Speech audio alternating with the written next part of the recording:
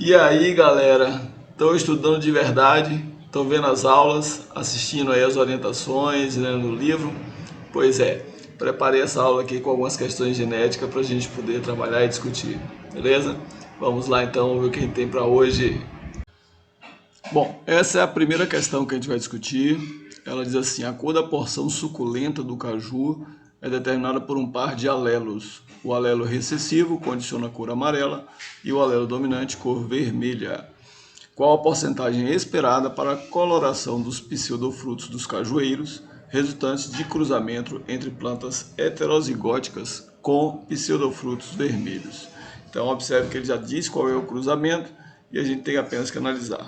Bom, vamos resolver a questão. Nós temos dois genes, o dominante azão determina a cor vermelha, o recessivo azinho amarelo, e o cruzamento é feito de dois indivíduos heterozigotos, ou seja, ambos vermelhos.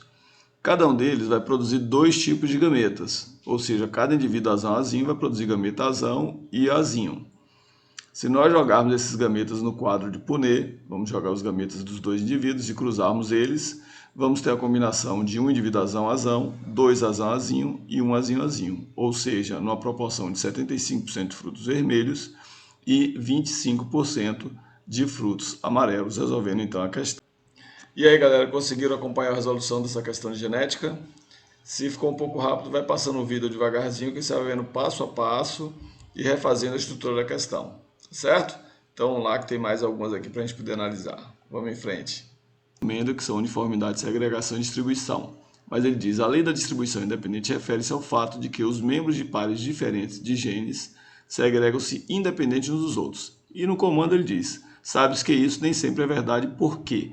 Aí tem letra A. A distribuição depende do caráter de dominância ou excessividade. Os organismos nem sempre herdam cada um dos genes de cada um dos genitores. As alterações cromossômicas podem levar a falhas na segregação durante a meiose. Os genes localizados fisicamente próximos no mesmo cromossomo tendem a ser herdados juntos. O cromossomo que contém dois determinados genes pode não sofrer a disjunção na primeira fase da meiose. É uma questão teórica, vamos discutir ela então. Bom, vamos ver então a distribuição de genes segundo o padrão de Mendel, que segue a distribuição em dois pares de genes, em dois pares de cromossomos diferentes. E na distribuição do linkage, essa questão ela vai falar sobre linkage. Esses mesmos dois pares de genes estão no mesmo par de cromossomos. Qual é a diferença? Que no padrão mendeliano formam-se 4 tipos de gametas e no linkage apenas 2. Então a questão é letra D, justamente é o padrão que foge ao padrão mendeliano, não é? Já que Mendel estabelece que sempre há uma distribuição independente dos fatores e no linkage essa distribuição não acontece, já que os genes estão ligados na mesma estrutura cromossômica. Bom, vamos ver mais uma questão, essa é do Enem 2013, diz assim, a mosca drosófila, conhecida como mosca das frutas, é bastante estudada no meio acadêmico pelos geneticistas. Dois caracteres estão entre os mais estudados, tamanho da asa e cor do corpo, cada um condicionado por gene autossômico. Em se tratando do tamanho da asa, a característica asa vestigial é recessiva e a asa longa é dominante.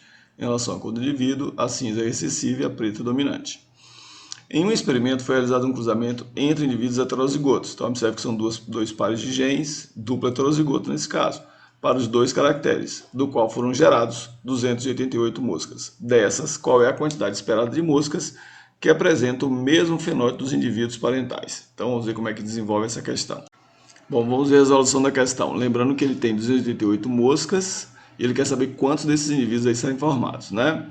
Tem duas características, tamanho da asa, vestigial e longa, já atribui quem é dominante e recessivo os genes, cinza e preto a cor do indivíduo e atribui também os genes.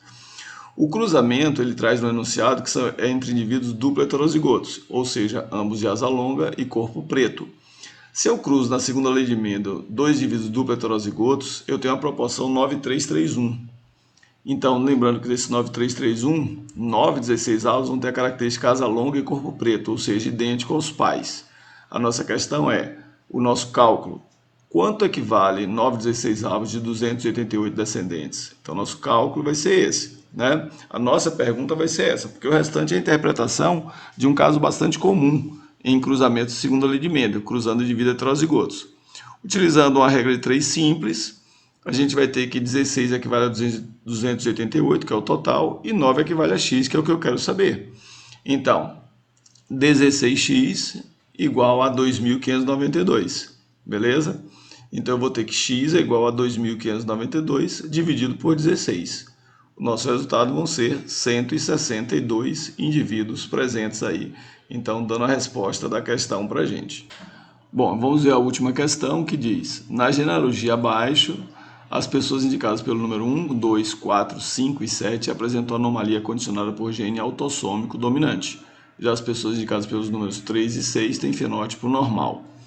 Após a análise da genealogia, pode-se concluir que apenas as pessoas indicadas pelos números 1 e 2 são heterozigotos, a pessoa indicada pelo número 4 é homozigota, a pessoa indicada pelo número 3 transmitiu o gene recessivo para seu descendente indicado pelo número 7, não há possibilidade de a pessoa indicada pelo número 5 ser heterozigótica, o casal indicado pelos números 6 e 7 não poderá ter descendentes com fenótipo normal. As questões de heredograma elas são sempre muito importantes para serem analisadas, porque ela vai permitir que você utilize essa ferramenta e poder desenvolver a resolução da questão de forma mais simples e mais organizada. Então vamos ver como é que a gente desenvolve ela, ok? Bem, vamos lá então. Eu tenho o heredograma, os indivíduos que estão identificados aí, 1, 2, 4, 5, 7, são indivíduos que têm a característica afetada, são dominantes, né? Vamos ver já já. Então 3 e 6 são normais. A dica da questão é que eu tenho um casal 1 e 2, que eles têm a filha 6, que é uma filha normal, portanto diferente deles. Então com esse dado a gente consegue descobrir que indivíduos dominantes podem ter filhos recessivos. O inverso não é possível. Então por isso que os indivíduos afetados são dominantes. Os genótipos apresentados aí, os indivíduos 1 e 2 têm que ser obrigatoriamente azão, azinho, porque tem a filha 6, azinho, azinho. O indivíduo 3 também é recessivo. O indivíduo 7 tem que ser obrigatoriamente heterozigoto por herdar do pai um gene azinho. E os indivíduos 4 e 5 não é possível identificar o genótipo deles. Sendo assim, a resposta da questão é aquela que diz que o indivíduo 7 herda um gene recessivo de um dos seus parentais, ou seja, do indivíduo 3. Bem, espero que tenham curtido aí essa aula com a resolução dessas questões de genética. Lembrando que, como eu disse antes, é só uma forma de fazer vocês lembrarem alguns tipos de cálculos, mas o mais importante é que vocês, de fato, executem outras atividades, façam outros exercícios do livro, da internet, de outros meios que vocês podem acessar, e a gente vai discutindo aqui. As dúvidas que vocês tiverem das questões, coloca aqui na descrição abaixo do vídeo, que aí eu vou respondendo para vocês.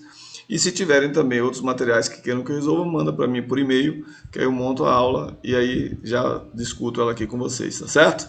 Então lembre de compartilhar com a galera da turma e se gostaram, deixe o joinha aí. Valeu? Abraço a todos!